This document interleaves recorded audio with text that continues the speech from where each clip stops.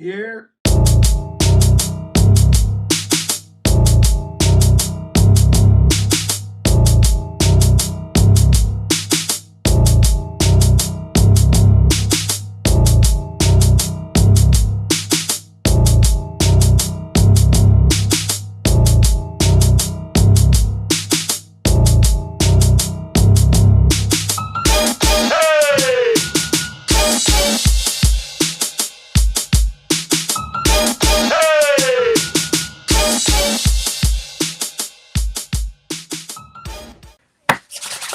What's good, Shadow Gang?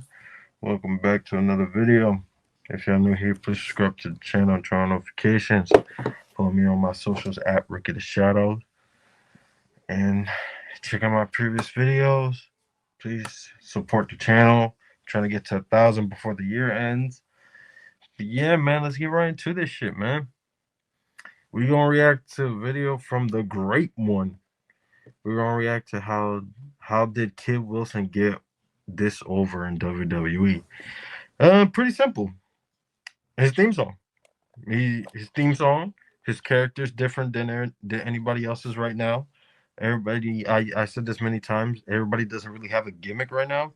Everybody's just a wrestler, really, if that makes sense.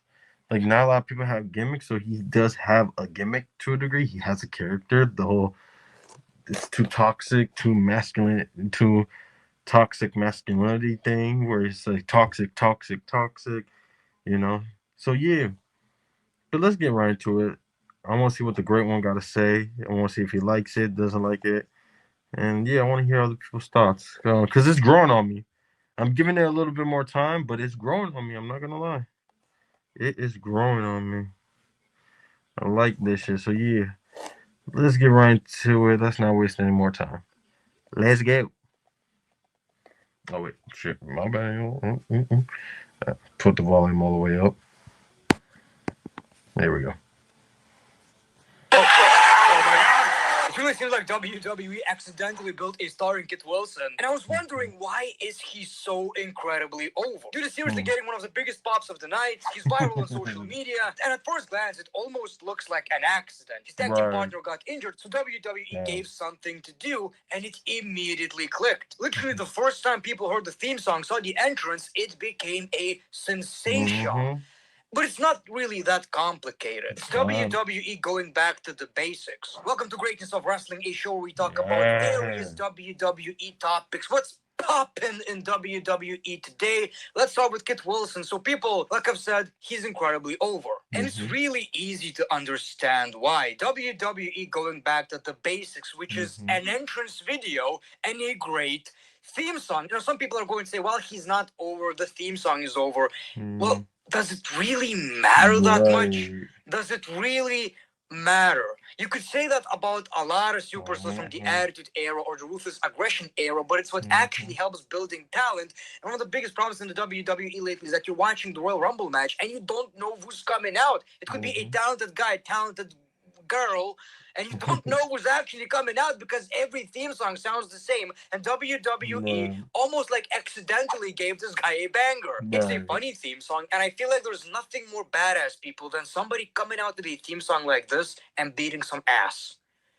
As in fighting. Or both, doesn't matter, but you know what I mean. I keep talking about this. I keep talking about it every year, how important music is in professional wrestling. Again, I'm gonna give you the same example I always do. Randy Orton is great in every single shape or form. You always have a lot of trouble in your studies. Oof, probably my grades, man. Chemistry's Fact.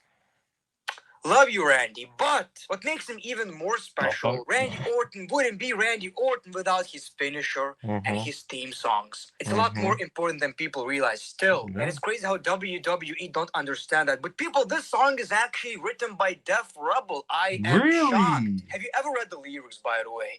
I'm a true real man. Feel it in my motion. Kit Wilson. Kit Wilson. The antidote in motion. Kit Wilson, baby. No one can top it. Feminine fire, yeah. I'm the topic. They told me man up, I said, which kind? If strength is gauge, then I'll redesign.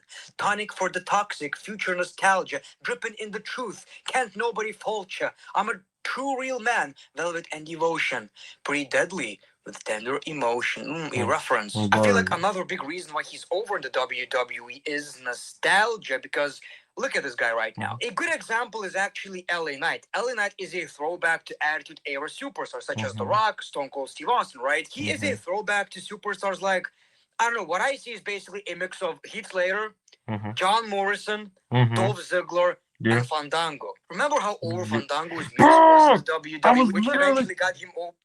I was literally talking to a friend, and they're like, "Yo, it's like the Jey Uso. He's just getting over because of the theme song." I'm like, "No, I'm not getting Jey Uso over vibes. I'm getting Fandango vibes." Bro, it's crazy, bro. I knew I wasn't tripping.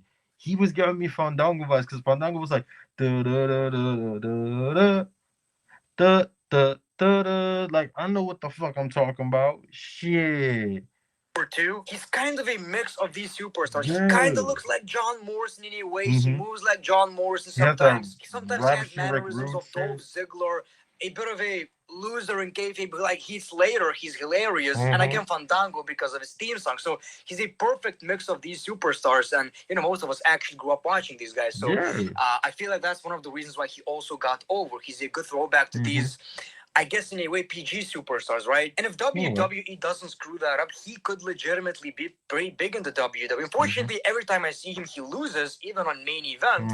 He loses against opponents he probably should lose. But again, you have something special right here. You know, don't ruin this shit. When Dolph Ziggler debuted in the WWE, nobody really cared too. But eventually, it got over. And again, you need something bigger for this guy. In the next few months, I want to see this guy in the mid-card. I want to see him fighting for the mid-card championship because it's clearly working. And you gave this gimmick to a guy who's actually pretty talented, but it leaves me to another question. What about Pretty Deadly? The theme song is literally singing about Kit Wilson, so it's gonna be really hard to replicate that, and I wonder what's gonna happen to Pretty Deadly. You almost feel sorry for the other dude, you know. Hopefully when he comes back, WWE, if they're gonna put him in a tag team, they gotta be really smart about that, because I really see Kit Wilson as a single superstar right now. I guess another reason it works is because, I mean, listen to the theme song, calling people toxic, you know, feminine fire. It's almost like a parody of today's America in a way, you know, toxic masculine, all this BS. Big reason why and it's hilarious.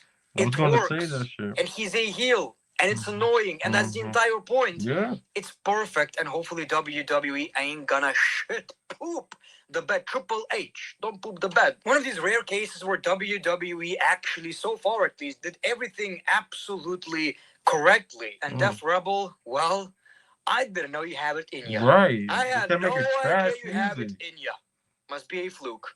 Still don't trust you. People want to talk about the Drew McIntyre, Cody, and WrestleMania 42 drama news, whatever you want to call. I'm going to stop the video right here. I'm going to watch the rest. Or should I keep going? No, I'm going to watch the rest. I want to strictly stick to the Kill Wilson. I'll watch the rest later, but I want to strictly stick with Kill Wilson on this one. But yeah, man, I want to get deep into this shit. First of all, I agree with exactly what the Great One said. He definitely get the Fandango one.